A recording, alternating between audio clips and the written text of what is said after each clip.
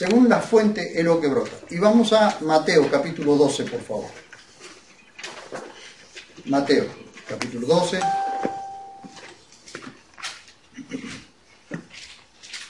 Comenzando en estos versículos que tenemos aquí.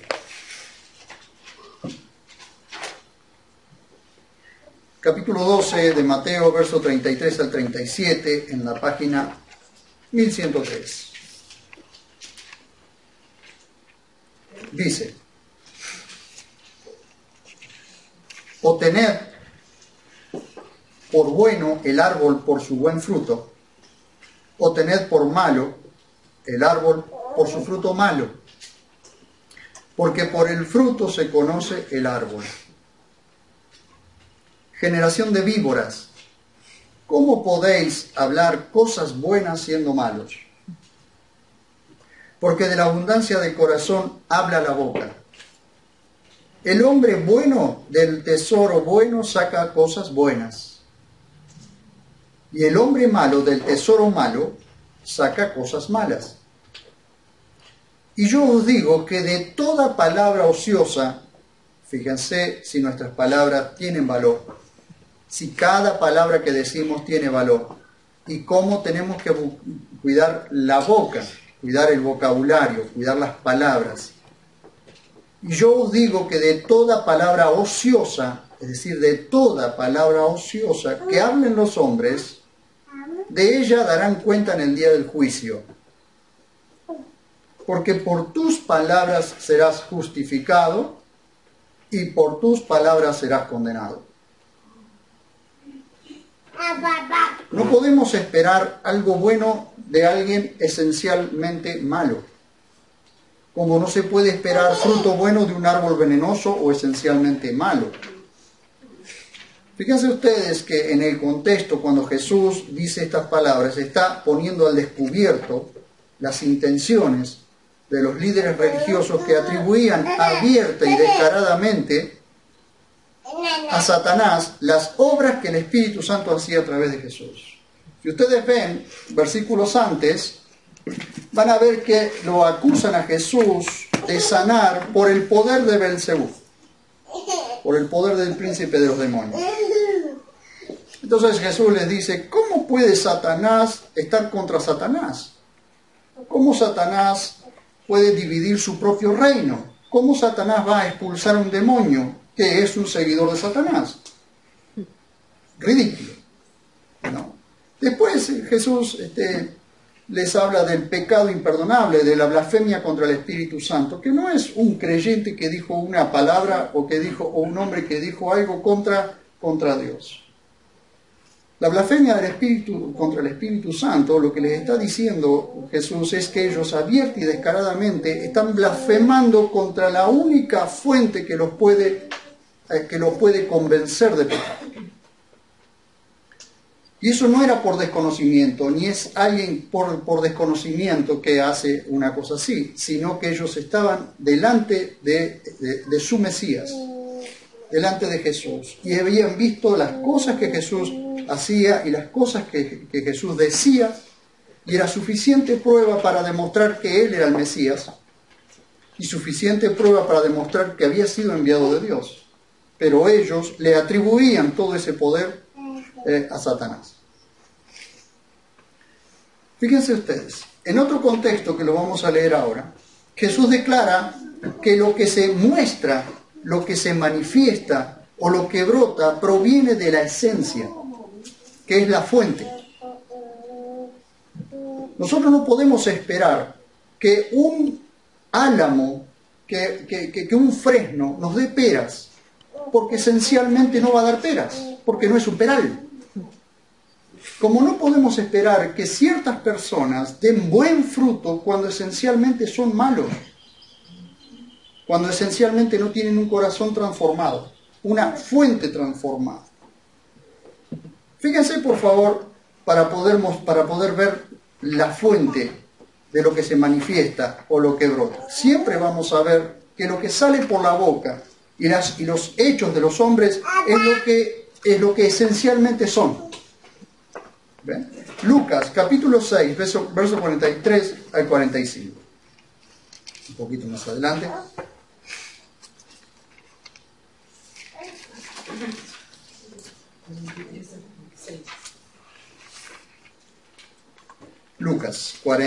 Lucas capítulo 6.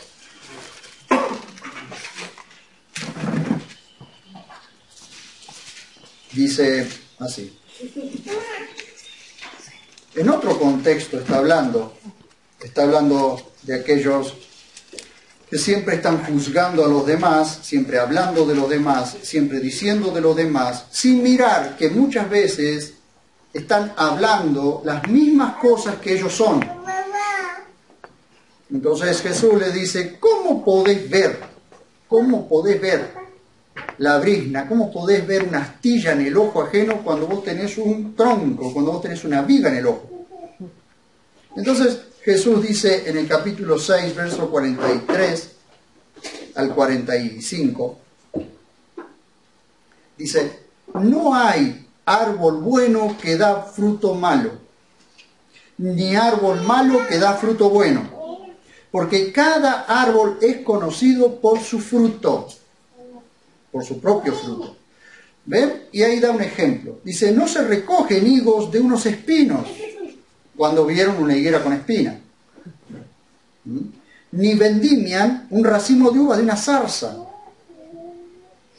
un árbol prácticamente seco que vuela por el desierto.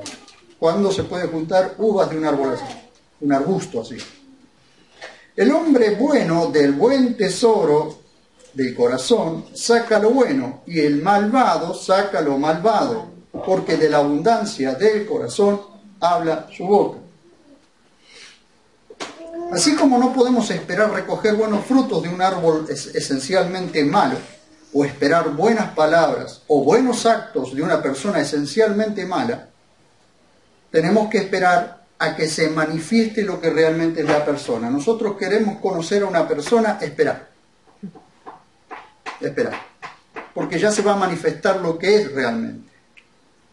Muchas veces llegan a la iglesia personas con un maravilloso disfraz de cristianos, una preciosa máscara de cristianos, que engañan a la gente o que nos engañan pensando que buen cristiano. Espera un tiempo y vas a ver cómo se manifiesta lo que hay en su corazón. ¿Por qué razón hay cristianos que actúan o hablan como si no lo fueran? Y aquí es donde vamos a ir entrando y ahondando. Esto no va a ser de un solo domingo, sino de varios. Porque todo tiene que ver con la fuente. Todo tiene que ver donde radican las emociones, los sentimientos, las acciones, el alma, el corazón. Ser cristiano es tener la naturaleza, y esto es algo que debemos comprender. ¿Se es cristiano o no se es cristiano? No se es un cristiano a medias. Ser cristianos es tener la naturaleza de Cristo en el interior. Hay una nueva naturaleza. Es la naturaleza divina que produjo el nuevo nacimiento. Por tanto, se evidencia un cambio en la persona, y no es un cambio ficticio, sino verdadero. Porque la fuente ha cambiado. Una persona puede ser extremadamente mala en lo natural. Extremadamente mala en lo natural. Pero viene Dios a su vida, transforma su corazón, el Espíritu Santo hace residencia en esa vida, y cuando el Espíritu Santo hace residencia en esa vida, hay una transformación, porque hay una nueva naturaleza. Eso no significa, como lo vamos a ver ahora, que siga luchando con cuestiones, con batallas en su alma. No significa eso, pero radicalmente ha cambiado, porque hay una nueva naturaleza en su interior. Entonces, cuando hay una nueva naturaleza, ¿qué vamos a esperar? Que naturalmente haya un cambio. Debe haber un cambio. Entonces, cuando alguien dice ser cristiano, se tiene que mirar su fruto. Se tiene que ver qué comportamiento cristiano tiene. Porque un cristiano es claro que tiene la esencia de Cristo en su corazón. Como hemos visto en otros mensajes, consustancialidad. Es decir, hay una sustancia, una esencia internamente que está unida a Cristo. Entonces hay una nueva naturaleza, no se puede cubrir eso. Fíjense, por favor, Pablo dice en la segunda carta a los Corintios, capítulo 5, verso 17, de modo que si alguno está en Cristo, es una nueva creación. ¿Se entiende que es una nueva creación? Que tiene una naturaleza vieja, la naturaleza caída la tiene, porque sigue estando vivo. Pero cuando Cristo viene a su vida, es una nueva creación. Las cosas viejas pasaron, aquí han sido hechas nuevas. Y hay batallas en el alma. Y no podemos decir que cuando somos cristianos o cuando hemos llegado cuando hemos renacido, todas las cosas viejas pasaron. Pero hay batallas en nuestra alma todavía, que muchas veces nos llevan a equivocarnos, nos llevan a pecar, nos llevan a errar. Pero naturalmente, eso es lo natural, pero hay una nueva naturaleza en nuestras vidas, y eso es lo que transforma a la persona. Y esa nueva naturaleza es la que lo va a llevar de victoria en victoria contra esas batallas que hay en el alma. Vean conmigo. Una nueva criatura, una nueva creación. Esto no significa que el cristiano no luche con obras de la carne que batallan en su alma. Porque fíjense, si no, cuántas veces Pablo está hablando de las batallas del alma. Veamos qué dice Pablo a los Gálatas en el capítulo 5, verso 13 en adelante. De Gálatas. Capítulo 5. De Gálatas. Dice en la página 1278. 5.13. Es un poquito largo, pero lo vamos a ir leyendo de a poco. Capítulo 5, verso 13 hasta el 6.10 vamos a leer. 1278 en la página.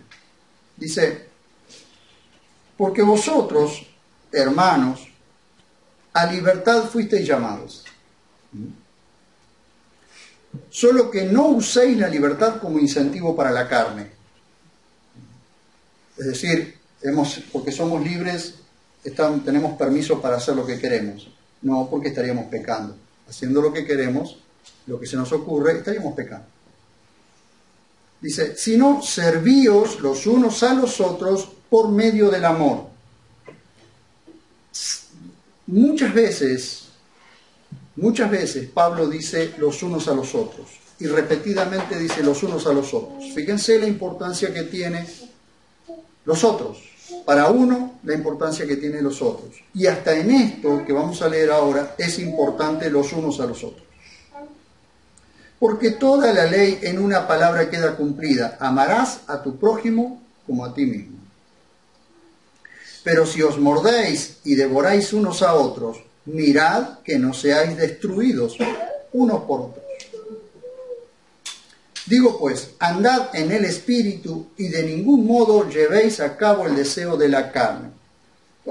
Cuando Pablo está diciendo esto, es precisamente porque los Gálatas se estaban inclinando, aunque eran cristianos, nacidos de nuevo, se estaban inclinando a hacer cosas que iban contra la naturaleza divina, contra la naturaleza de Dios.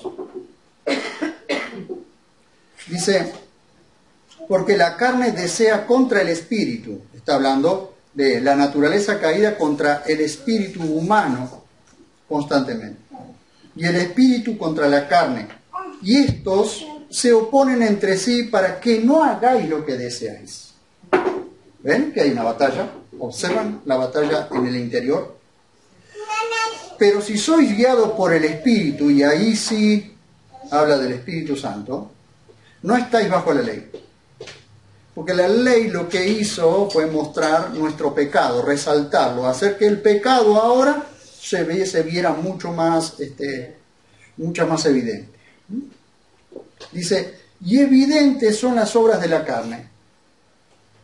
Y aquí podemos entrar en cualquiera de estas, las cuales son inmoralidad sexual, impureza, lascivia, idolatría, hechicería, hostilidades, contienda, celos, ira, rivalidades, disensiones, sectarismos, envidias, borracheras, orgías y cosas como esta, sobre las cuales os amonesto de antemano. ¿A quién? A los cristianos.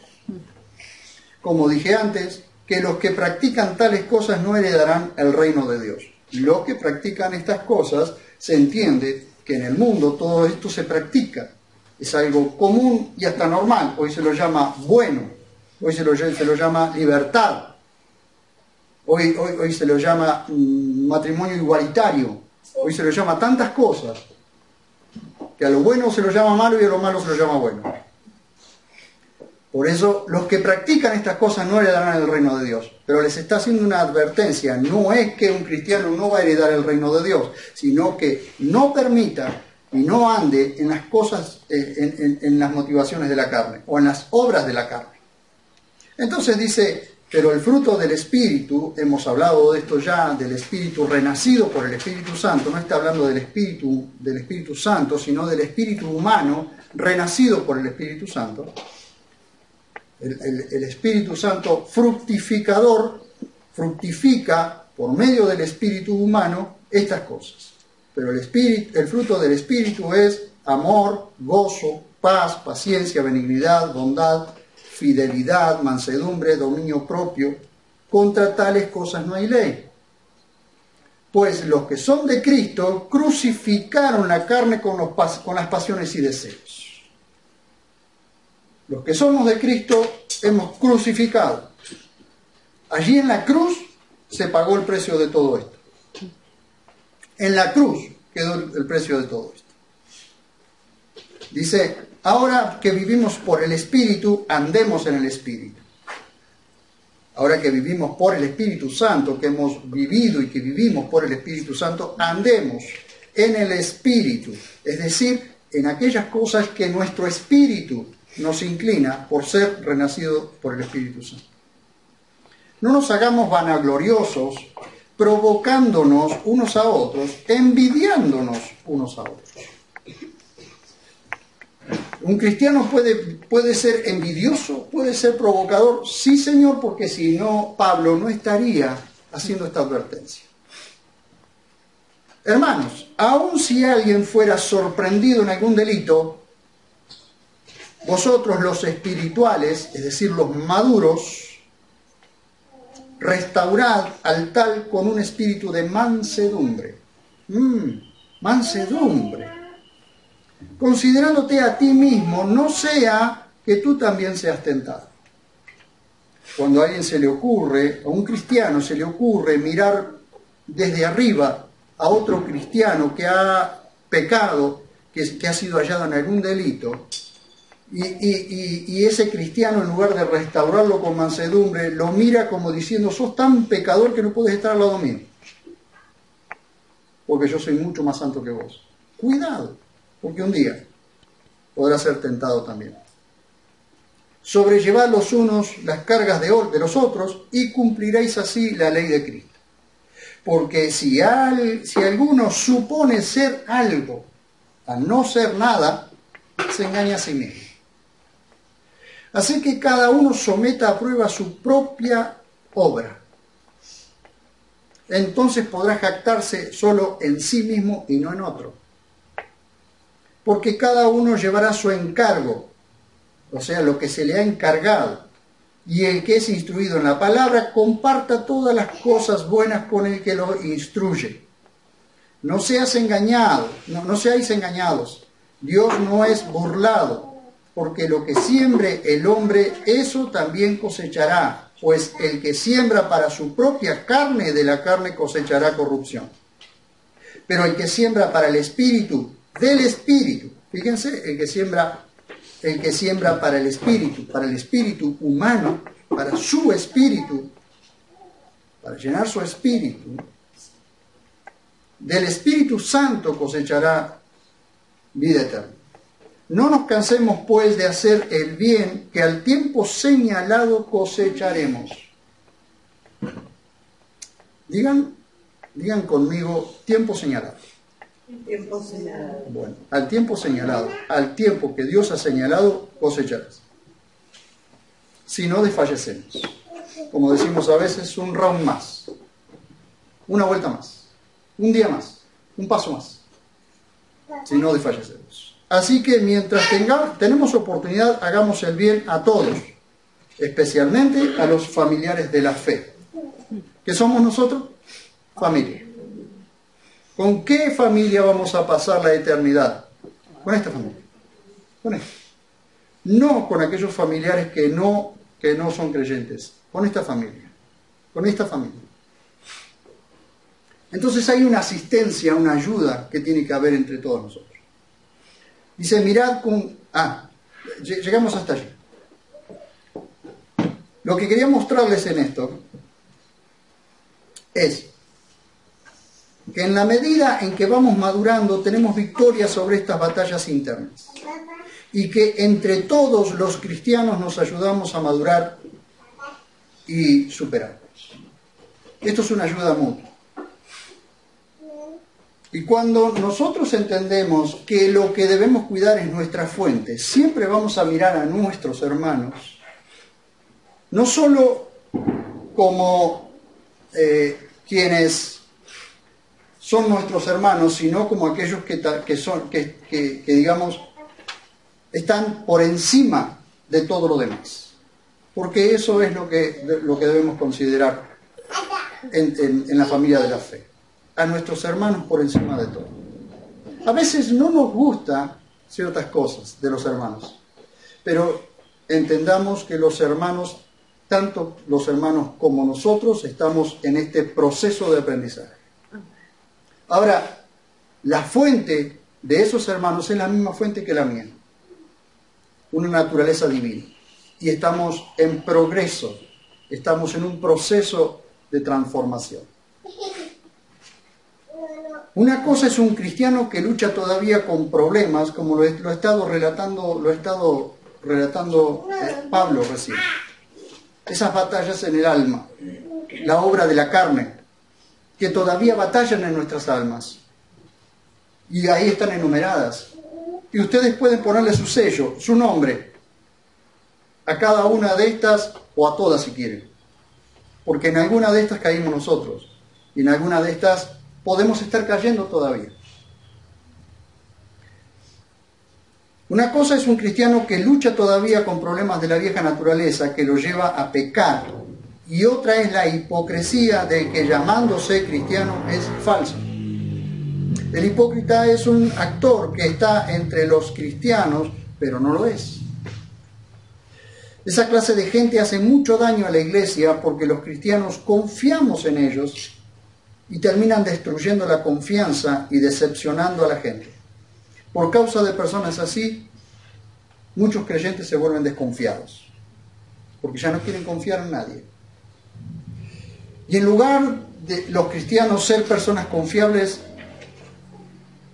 a veces somos las personas menos confiables y los hermanos menos pueden confiar. ¿Y eso por qué? ¿Y dónde radica ese problema? Radica en la fuente, en la esencia. Entonces, esencialmente, si no es transformado, si esencialmente no somos transformados, si esencialmente no cambiamos, siempre vamos a hacer la misma cosa.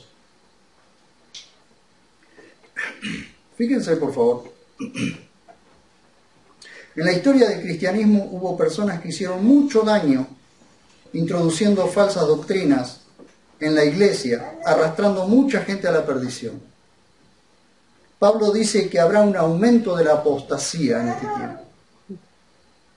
Fíjense, por favor, y aquí sí voy a entrar en un tema del cual todos nosotros tenemos que cuidarnos. Porque hasta aquí hablé precisamente de lo que puede sucederle a un cristiano o lo que nos puede estar sucediendo a muchos cristianos. Pero ahora quiero mostrarles gente de la cual los apóstoles nos escribieron para que tengamos cuidado. Y yo no sé por qué en este tiempo Dios está llamándonos a hablar de esto. Sin duda es porque está cuidándonos. está queriendo cuidarnos a nosotros. Llegará gente de un lado del otro constantemente, pero nosotros tenemos que estar apercibidos. Tenemos que tener el discernimiento lo más purificado posible para poder ver con claridad qué clase de gente. Porque si no vamos a llevar el daño. Si no vamos a llevar el daño. Primera a Timoteo, capítulo 4, verso 1 al 8. Primera carta a Timoteo. Vamos a ir viendo varios, en estos domingos, vamos a ir viendo varias partes, varios lugares en los que nos va a ir mostrando cómo describen el apóstol Pablo, el apóstol Juan, Judas, cómo describen a esta clase de gente que se ha metido en la historia de la humanidad, en la historia de la iglesia, introduciendo. Siempre entiendan, hermanos, que las falsas enseñanzas, las doctrinas falsas, no entran así de repente y quedan en evidencia. No, van penetrando de a poco. Por eso usan la sutileza estos falsos maestros o apóstatas. Y después voy a explicar qué es la apostasía. Primero vamos a donde claramente Pablo nos llama a tener mucho cuidado. Porque ya en el tiempo de Pablo había varios falsos maestros. Por eso los apóstoles escriben lo que escriben, por eso Juan escribe lo que escribe, Judas escribe lo que escribe, Pablo escribe lo que escribe, porque ya en ese tiempo había apóstatas, como los había habido en el pueblo de Israel. Dice primera carta a Timoteo, capítulo 4, versos 1 al 8. Dice, y Pablo escribiendo, porque el Espíritu Santo lo está mandando. Pero el Espíritu, es decir, el Espíritu Santo, expresamente dice que en los postreros tiempos algunos apostatarán de la fe, escuchando a espíritus engañadores.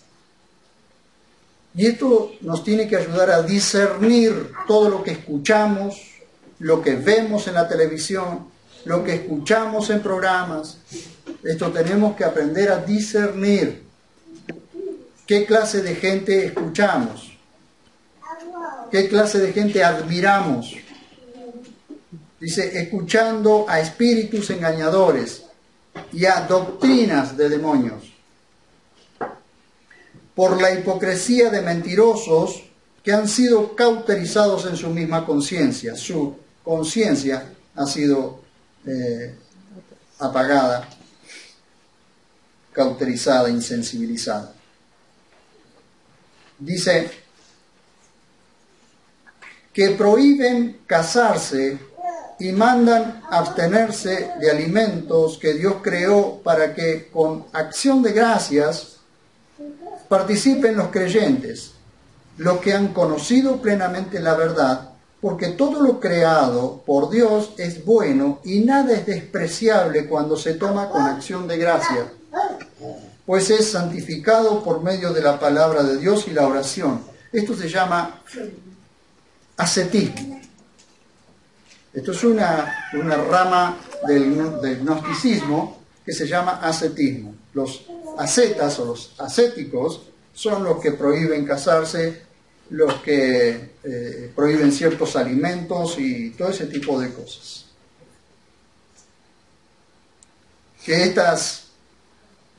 Que no les extrañe que en cualquier momento aparezcamos con los cristianos veganos, con los cristianos vegetarianos y con cuantas otras cosas, las cuales no digo que estén mal, sino por qué razón se hace. Pues dice, es santificado por medio de la palabra de Dios y la oración. Exponiendo estas cosas a los hermanos, serás buen servidor de Cristo Jesús. Pablo le dice a Timoteo, exponiendo estas cosas a los hermanos, serás buen servidor de Cristo Jesús. Como yo quiero ser un buen servidor, un buen diáconos, de Cristo Jesús, entonces yo les expongo esto a ustedes y a los que nos escuchan. Nutridos con las palabras de fe y de la buena doctrina que has seguido de cerca. Pero evita las fábulas profanas y propias de viejas.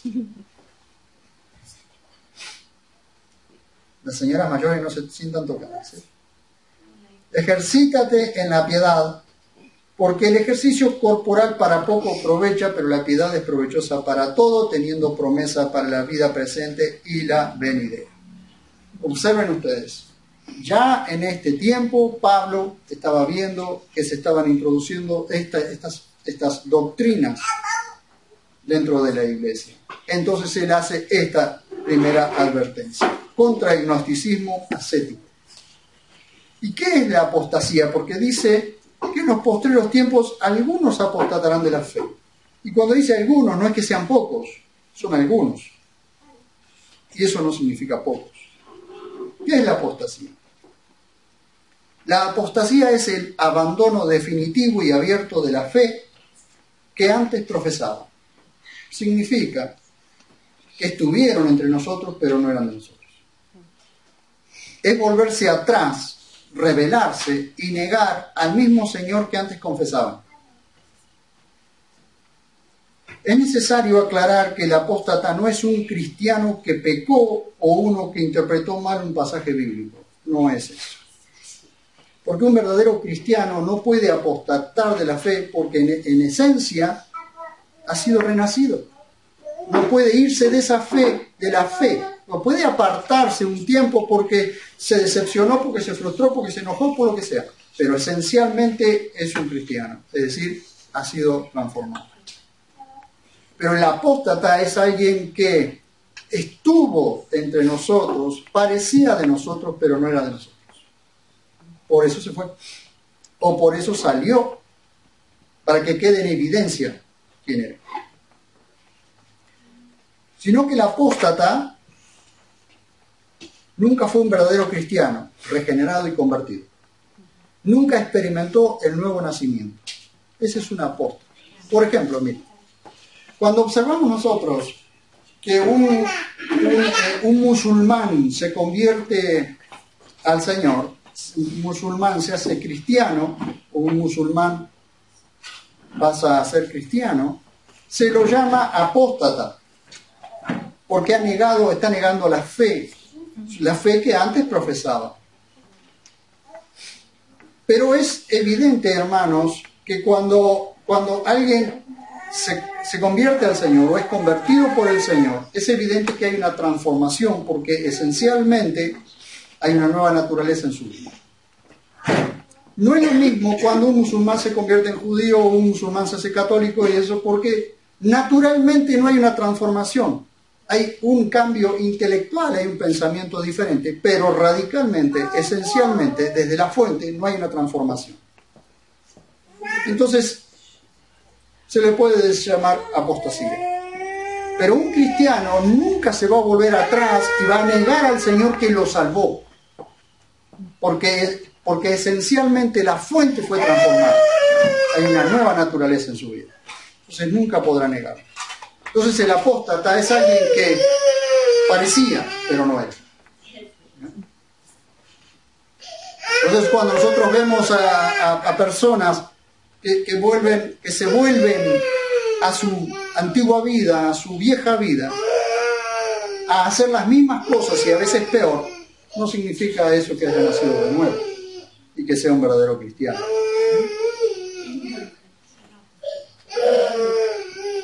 Anoté una frase que encontré. La falsa profesión de fe es la semilla de la apostasía. Hoy tenemos en las iglesias tenemos muchísima gente que profesa la fe, que profesa creer en Cristo. Pero esa profesión de fe, esa falsa profesión de fe, porque nosotros creemos que porque hizo una oración de fe ya fue salvo, y eso se ha creído en todos los círculos, y pase a recibir a Cristo. Perdónenme, pero no es necesario pasar a recibir a Cristo, porque a Cristo lo recibe habiendo escuchado la palabra del Evangelio. Habiendo escuchado el Evangelio, la persona recibe o acepta a Cristo como su Salvador personal. Entonces no son, la falsa profesión de fe es una semilla para la apostasía, porque vamos a tener dentro de las iglesias muchos profesando fe, pero sin un nuevo nacimiento. Sin un nuevo nacimiento. Entonces le es muy fácil a Satanás luego enrollarle la cabeza, meterle una falsa doctrina, escuchar a demonios, y muchas veces todas estas doctrinas tienen que ver con ángeles. Tienen que ver con ángeles, porque son los ángeles los que les comunican las doctrinas, como pasó con los mormones, como pasó con los testigos de Jehová, como pasa con el catolicismo. Son doctrinas de demonios.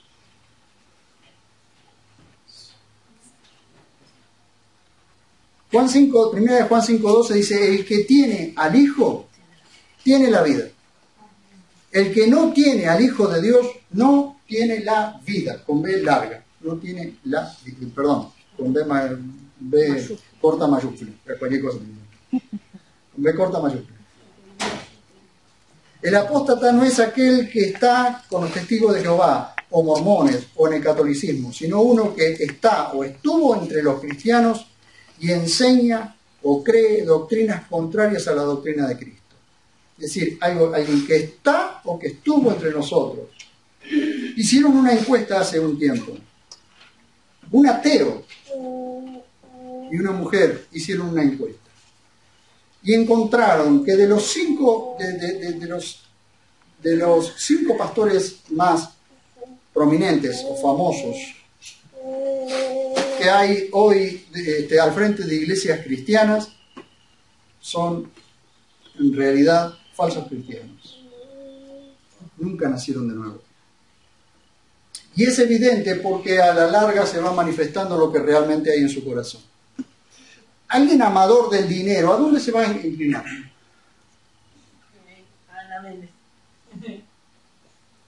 El amador del dinero se va a inclinar a estafar a la gente con tal de tener más dinero.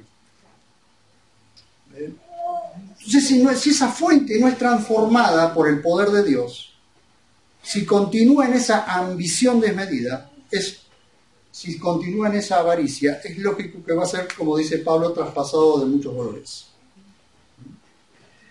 ¿Y esto le puede acontecer a un cristiano? Sí, Señor, le puede acontecer a un cristiano. Pero tiene, por la gracia de Dios, tiene la posibilidad de arrepentirse. Ya en los tiempos de los apóstoles existían los apóstatas. Por eso los apóstoles escribieron advirtiéndonos para no ser engañados. Veamos a Juan en su primera epístola, capítulo 2, versos 18 al 28.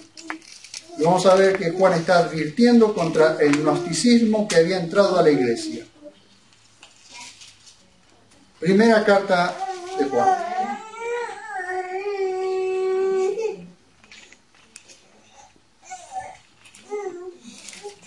Capítulo 2, verso 18 al 28. Página 1267.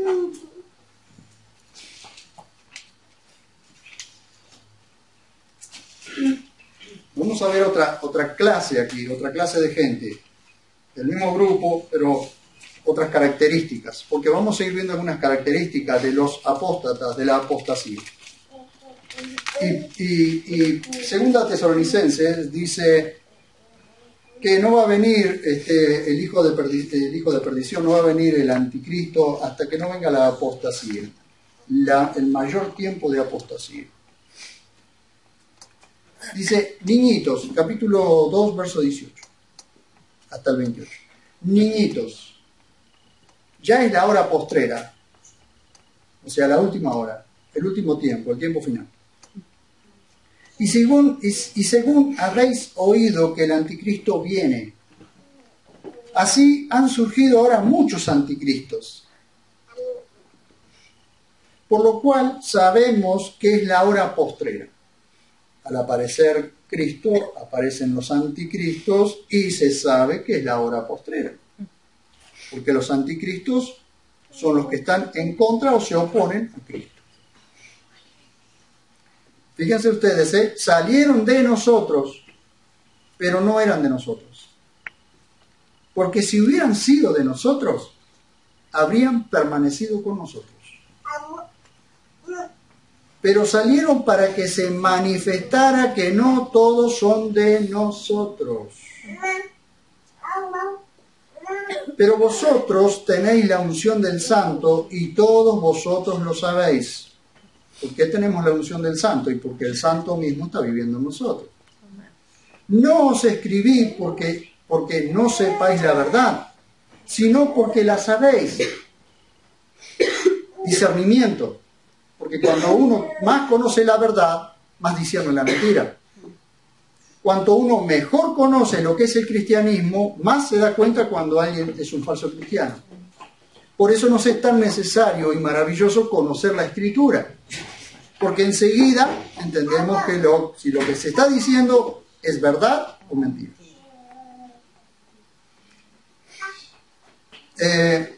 Y porque ninguna mentira procede de la verdad. ¿Por qué está escribiendo esto Juan? ¿Por qué lo escribió Pablo? ¿Por qué escribe Juan esto? Porque ya estaban apareciendo estas falsas doctrinas, estaban apareciendo los anticristos, estaban apareciendo los que se oponían a Cristo. Entonces, como en ese tiempo todavía el nuevo pacto no estaba totalmente escrito, se tenía que escribir a las iglesias o a grupos de gente o a personas para advertirles sobre las cosas que estaban apareciendo o que habían empezado a enseñar. Y les voy a mostrar después un personaje. ¿Quién es el mentiroso sino el que niega que Jesús es el Cristo? ¿Por qué dice esto Juan? Porque había algunos falsos maestros que estaban negando que Jesús es el Cristo. Este es el anticristo. El que niega al Padre, niega al Hijo. Todo el que niega al Hijo, tampoco tiene al Padre. Porque he escuchado muchas veces a personas que dicen, yo creo en Dios, yo creo en el Padre, pero no creo en el Hijo. Está sonado, pues si no crees en el Hijo, ¿cómo hacer para ser salvo?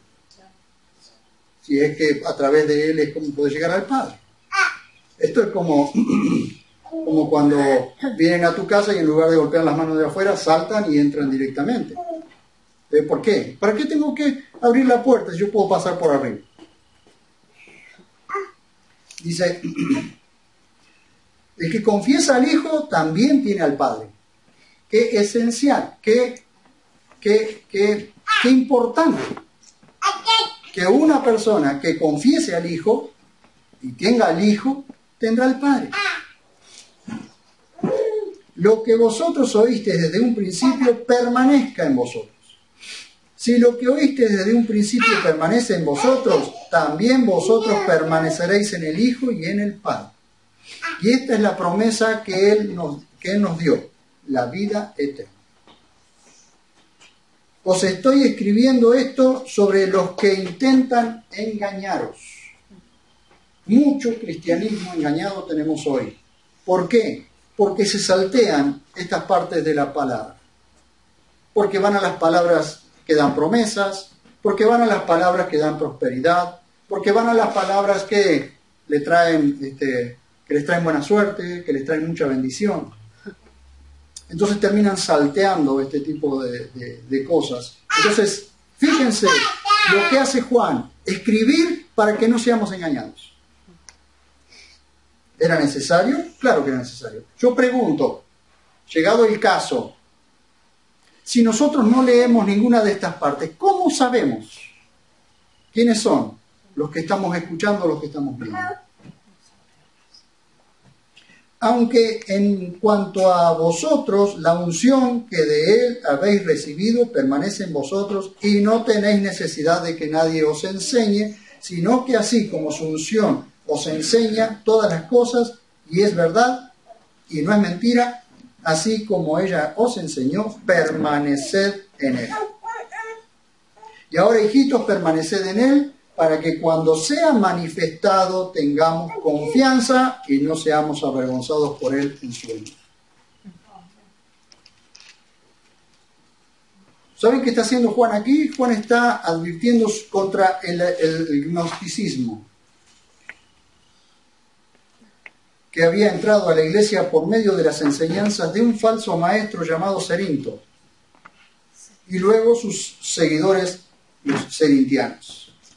Cerinto era un gnóstico que creía que el hombre podía salvarse a sí mismo, que podía conocer mediante un conocimiento superior a la fe a Dios. Por eso se llama agnóstico. El gnosticismo es un conocimiento superior. Creía que el Jesús humano se unió al Cristo divino en el bautismo y que en la crucifixión lo abandonó. Y eso era lo que estaba predicando, eso es lo que estaba enseñando. Cuenta la historia que un día Juan, el apóstol Juan, entra a un baño público y en el baño público estaba Cerinto. Y en cuanto Juan lo vio, le dijo a sus discípulos: corramos, huyamos de acá porque el edificio se hunde, porque está Cerinto adentro, enemigo de la verdad.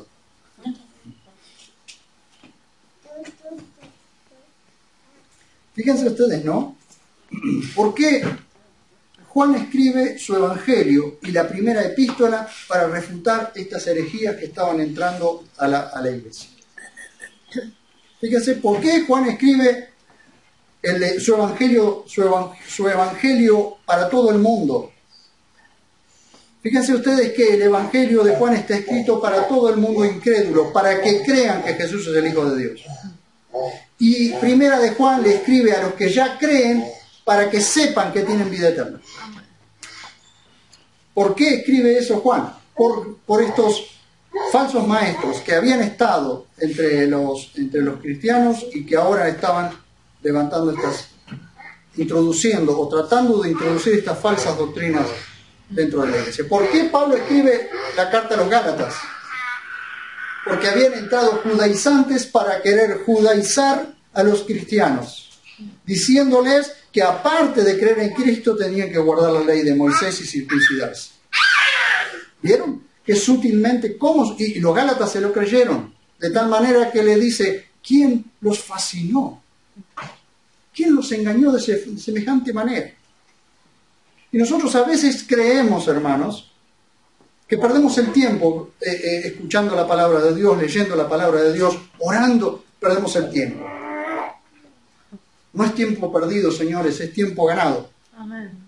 Porque nosotros debemos guardar la fuente, la esencia de donde brota la vida, de donde brota realmente el verdadero cristianismo.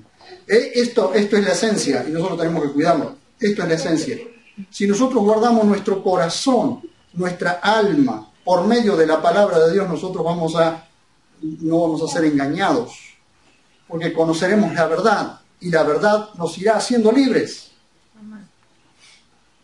Quiero llegar hasta aquí para que el próximo domingo toquemos otros temas. Y vamos a ir viendo cómo Judas habla de esta clase de gente, cómo Pablo vuelve a hablar de esta clase de gente, cómo Jacobo habla de esta clase de gente. Así que vamos a ir viendo paso por paso todo esto. Oremos. Señor, estamos ante tu dulce presencia en esta noche. Muy conmovidos realmente, Señor, por el cuidado que tenés de nosotros, el cuidado que tenés con nosotros, Señor. Gracias, Señor.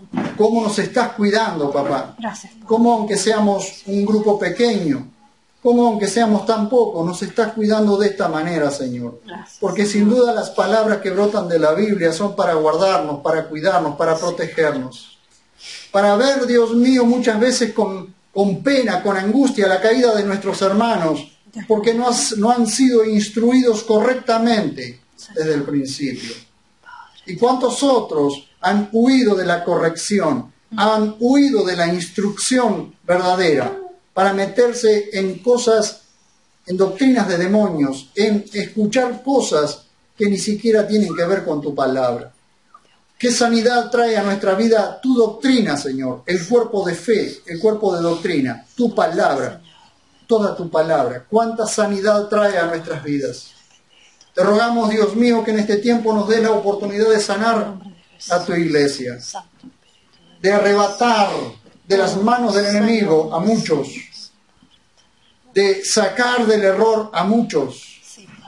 Señor, se abren puertas nos enteramos, Dios mío, de lugares donde están necesitando que alguien los instruya y no podemos movernos porque no tenemos los medios. Pero te rogamos, bendito Dios, que nos ayudes para que podamos realmente asistir a nuestros hermanos cristianos en los lugares donde han sido manipulados, donde han sido engañados, donde han sido apaleados, donde han sido esquilmados, desplumados, Señor, por completo, y están heridos, maltrechos. Como cuando vos veías a Israel andar como ovejas sin pastor, verlos lastimados, abatidos, esquilmados. Y hoy tu iglesia en tantos sectores está siendo así, Señor. Cuánto engaño se está viviendo, Señor. Cuánto engaño. Ayúdanos, asistinos, para que podamos abrir el entendimiento de tu pueblo, para que podamos de alguna manera instruir a tu pueblo de la forma en que vos nos guíes, Señor.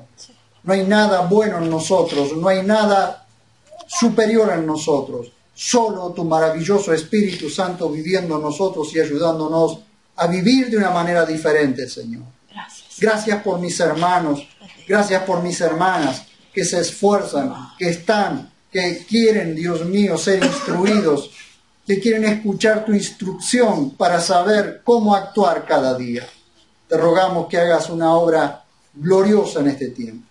Te alabamos y te bendecimos y oramos por los que nos estarán escuchando, Señor, a través de las redes sociales. Te ruego, bendito Dios, que los asistas, que sanes el corazón de aquellos que han sido heridos, que tuvieron que salir de ciertos lugares porque los estaban engañando, los estaban matando, Señor.